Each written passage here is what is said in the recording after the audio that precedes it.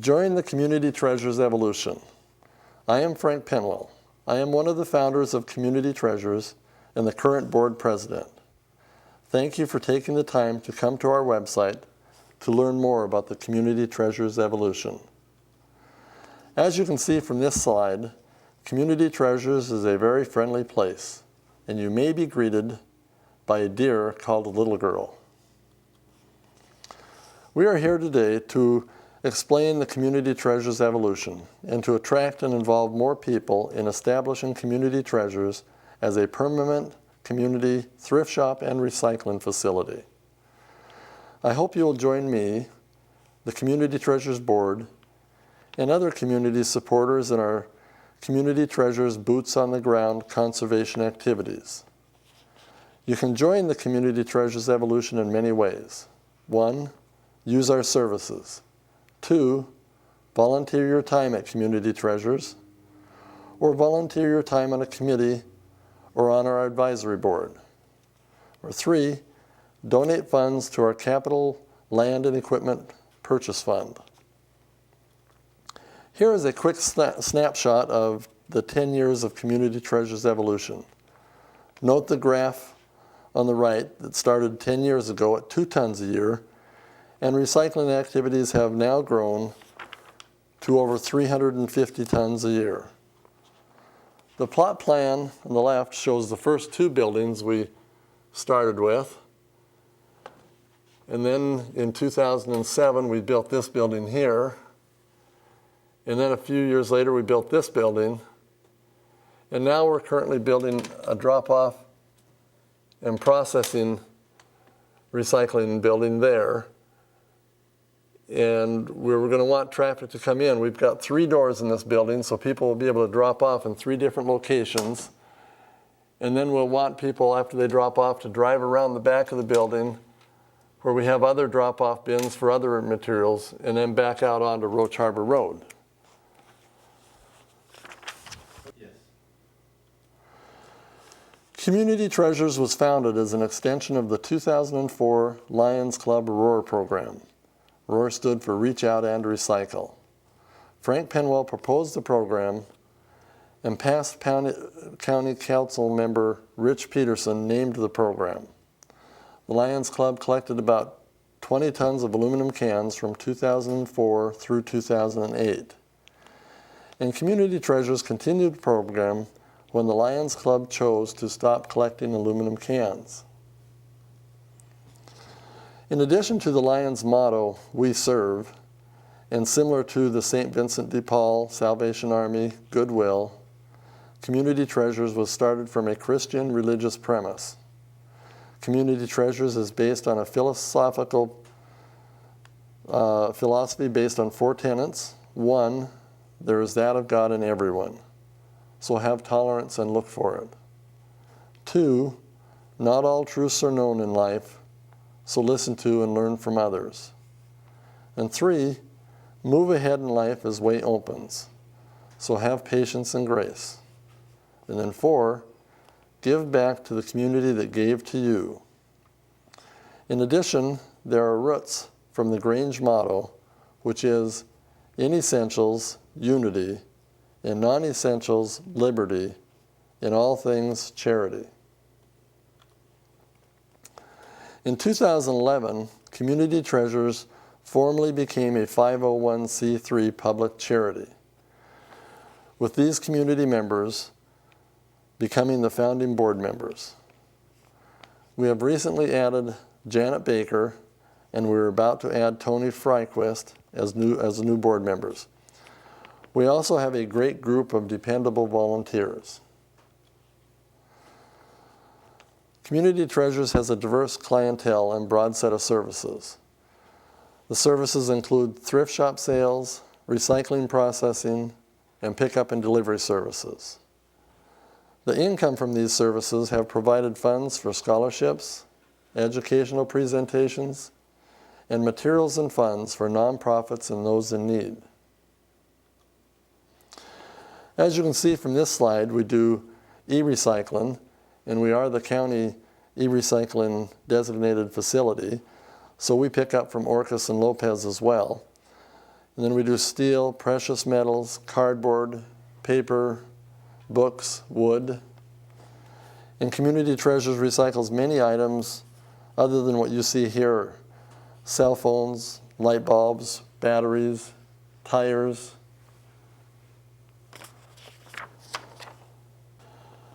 Community Treasures creates local green jobs. It provides student scholarships, provides items and funds to those in need and to nonprofit organizations and civic organizations for free.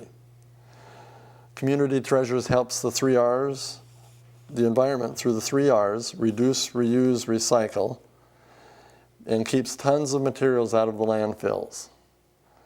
Community Treasures works towards zero waste by promoting separated recycling. And something not talked about much, in the event of a local disaster, Community Treasures will be a base for many essential items. It's not a matter of if an emergency or disaster happens, but a matter of when and how well prepared we will be. In March of 2014, Community Treasures started formally tracking the in-kind and material donations and services given to local nonprofits and those in need. This is outside of the cash donations and scholarships that Community Treasures has given over the years. So from March of 2014 until December of 2014, when we had our 10-year anniversary celebration, the in-kind donations amounted to about $15,000, or about $1,500 a month. This slide shows the variety of goods and services that Community Treasures provided our community in that time frame. Some examples include 2 fire suits to the fire department, recycling cleanup services to many service and nonprofit organizations, walkers, motorized carts, furniture, and other items to those in need. And then I have to pause here for a moment and tell you one story about a vet who came to us as a referral from the Resource Center. This vet came to us in a very old car that had been modified to be driven by someone who had no legs, as this vet did not have any legs. He had no bed or furniture and no way to haul anything. He was new to the island and had no family or friends here. We took him a bed and furniture and set him up. His situation, his appreciation, his needs just brought tears to one's eyes.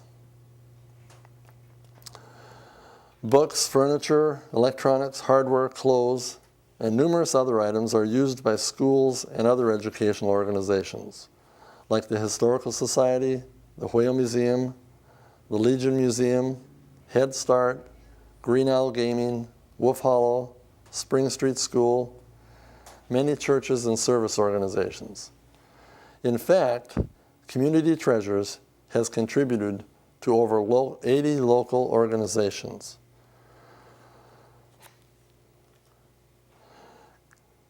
Community Treasures is boots on the ground conservation. Like a 3-legged stool, Community Treasures works because of the support of the employees, the volunteers, and strong community of islanders who use and support Community Treasures. It's time to be proactive and plan.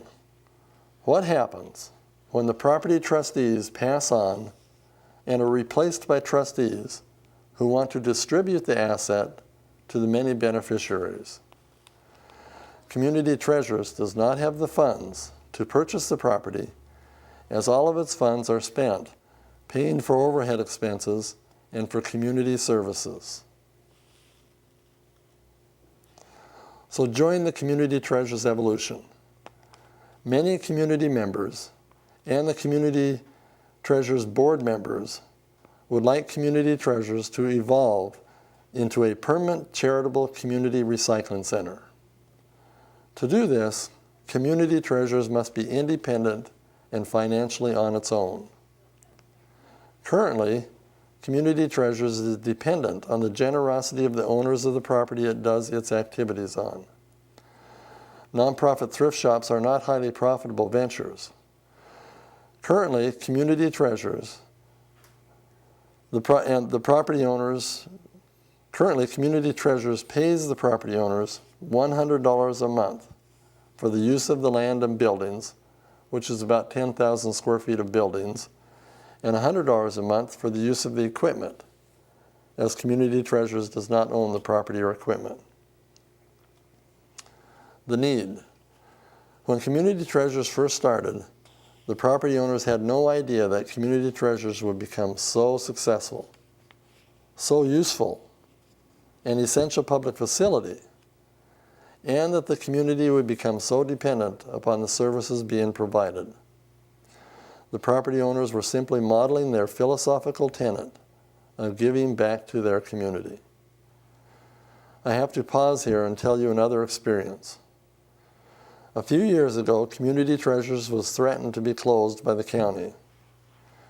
Rather than fight the county, the property owners had given thought to turning the building into storage rentals and donating the funds from that to whatever charity they chose. The board wanted to continue the current thrift shop and recycling services. So one day, Copper, the manager of Community Treasures, came to me and pointed to a little old lady who comes in every weekend. Copper said that the lady had just told her that she did not know what she was going to do if Community Treasures closed. She did not know how she was going to be able to afford to buy milk. I thought to myself, what does milk have to do with a place like this? I realized that to her, milk was a luxury, not an expected staple that the rest of us take for granted. I am now very glad that the Community Treasures Board of Directors persevered in their choice. Without Community Treasures ownership, the current property, the permanency of Community Treasures nonprofit operations as an essential public facility would be threatened. For example, notice how the county was not able to complete its desired recycling essential public facility site on the Beaverton Valley Road some years ago. Okay. When you look at the county land use map, the red areas are the only areas you can build a facility like Community Treasures. And when I looked at that, there's only one red spot I could find on the map, and that's Jensen's Bay Shipyards, which is a very small parcel, and it's already fully developed, and it's private business. So I asked myself, how can this be? I then did a public records request to find out more. I learned about the RCWs and WACs on essential public facility laws. I found that the county was legally required to give the state of Washington a list of identified essential public facility sites by September of 2002, and that the county has never fulfilled that requirement. Then I found the following quotes from the Planning Commission and others in the preface of our information packet as a list of all of those and other items, and that will be posted on this website and available at Community Treasures. And what it shows is that there simply is no other location in San Juan Island to site a recycling facility like Community Treasures, which by law is an essential public facility. Here are some of the quotes. On January 21st, 2011, the San Juan Planning Commission produced their findings and recommendations to the county. The number 2 finding was, quote, "The Planning Commission finds that there is an insufficient quantity of appropriately designated land to accommodate future essential public facility demand." And they went on to recommend and conclude, quote, "To recommend to the county council that the county identify and redesignate land that can be appropriately designated for rural industrial and urban industrial uses." One look at the county's comprehensive land use map makes it very clear that the county has not done that. John Shannon, past Public Works Director, also had a quote, and it is, quote, "There are no sites for essential other public facilities." Despite all of these facts and information, despite my contacting the Planning Department about this issue several times a year, this is the most recent response I received from Director Sam Gibney. It was in writing, and it said, quote, "At this point in time, you should be aware that the County Council has several items competing for their time and attention, and we have received guidance that the highest priority should be given to the Master Shoreline Update Program." There are many reasons for the community to have foresight and preserve the community treasurer's property for community use as an essential public facility. The fact that the county is not following the law is just one of the reasons. What's at stake if there's no proactive planning? There would not be an economically viable option for nonprofit sorted recycling on the level that there currently is with Community Treasure's operation. A valuable resource for many organizations and needy citizens would be lost. Green jobs would be lost. Tons of recyclables will end up in the landfill. Scholarships would be lost. An opportunity for future generations in San Juan County would be lost. The win-win solution. The property owners and founding board members believe in fiscal responsibility and giving a hand up over a handout, rather than enabling people. They want to give others knowledge and a shovel so that they will have an investment, interest, and input in the outcomes. With that in mind, the owners of the property and equipment are willing to donate 1/3 of the value of the property and equipment that Community Treasures is currently using and does not own, if the community donates and helps gather money for the rest. That would be a hand up, and it would give the community a permanent thrift shop area, a recycling facility, and a permanent charitable giving site. 2 quotes from yesteryear. "Many hands make light work, and all hands on deck." Community Treasures has grown to be the place where people, thrift shop activities, and their recycling efforts join together to help one another and to be good stewards of the environment. The financial details. The Community Treasurers in May of 2014 voted to have an appraisal and to determine the costs of ownership of the property and buildings. They determined that owning the property, they found out that owning the property as a 501c3 meant that they didn't have to pay any property taxes, so that there wouldn't be an increase in overhead costs.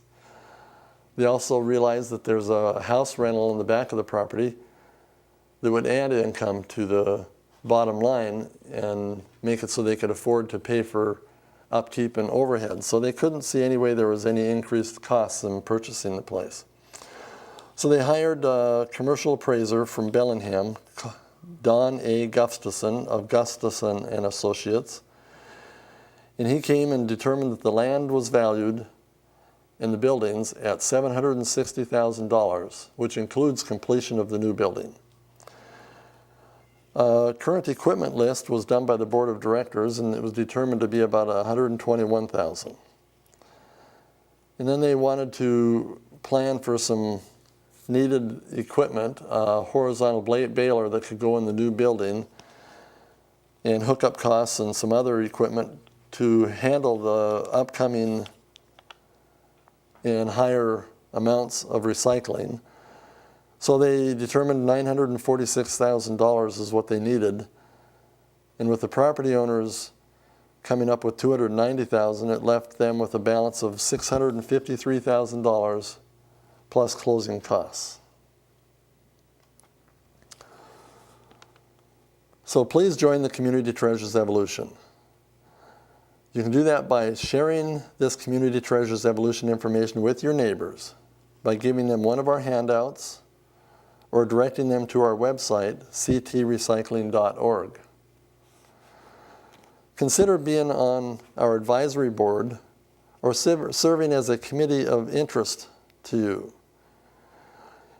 And if you don't want to do that and you happen to know somebody you think would be really good on one of our committees or on the advisory board and you'd like to recommend them to us, give us their contact information and we will contact them.